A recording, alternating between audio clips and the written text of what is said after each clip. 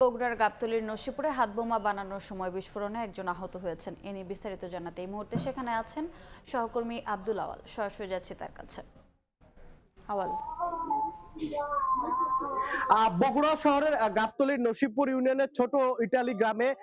হাতবোমা তৈরির সময় যে কারিগর ছিলেন আতোয়ার রহমান সেলিম, তিনি কিন্তু গুরুতরভাবে আহত হয়েছেন। আজকে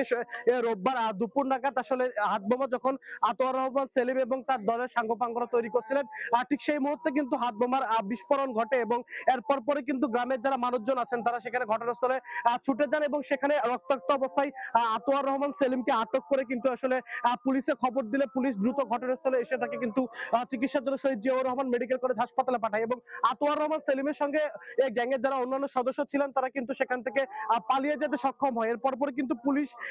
সিআইডি এবং ডিবি পুলিশের সদস্যরা কিন্তু ঘটনাস্থল ঘিরে রাখে এবং সেনাবাহিনীকে খবর দেয় এবং সেনাবাহিনীর যে ইউনিটটি আসলে এই এলাকায় কাজ করছে সেই ইউনিট সহ তাদের 4 ইঞ্জিনিয়ার্স এর যেই বম ডিসপোজাল ইউনিট রয়েছে তারা কিন্তু ঘটনাস্থলে এসেছে এবং ইতিমধ্যেই যে বাড়িটিতে আসলে বমগুলো তৈরি করা হচ্ছিল ও সেখান থেকে 5টি হাতবোমা সহ ও হাতবোমা তৈরির বিপুল পরিমাণে সরঞ্জাম তারা উদ্ধার করেছে এবং উদ্ধার কাজ কিন্তু সেনাবাহিনীর যে বম ডিসপোজাল ইউনিট রয়েছে তারা কিন্তু এখন পর্যন্ত চলমান রেখেছে এবং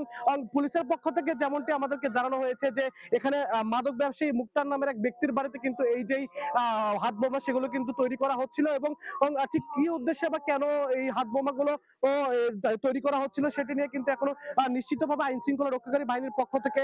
জানানো হয়নি। তারা বলছে তদন্ত চলমান রয়েছে এবং এই যে আতোয়ার রহমান তিনি কিন্তু আসলে কুমিল্লার বাসিন্দা, অর্থাৎ কুমিল্লা থেকে আসার পরে তিনি কিন্তু আসলে এই যে হাত বোমা তৈরি করছিলেন এবং এখন পর্যন্ত পুলিশ নিশ্চিত করতে পেরেছে এই যে আতোয়ার রহমান তার বাবা একজন কিন্তু চিহ্নিত আসলে ডাকাত দলের সর্দার। আর এখন পর্যন্ত প্রাথমিকভাবে পুলিশ ধারণা করছে যে সংঘবদ্ধভাবে কোনো অপরাধ সংগঠিত করার জন্যই কিন্তু এখানে হাত বোমাগুলো তৈরি করা হচ্ছিল। তো বগুড়া থেকে এই ছিল এখন পর্যন্ত আমার কাছে সর্বশেষ।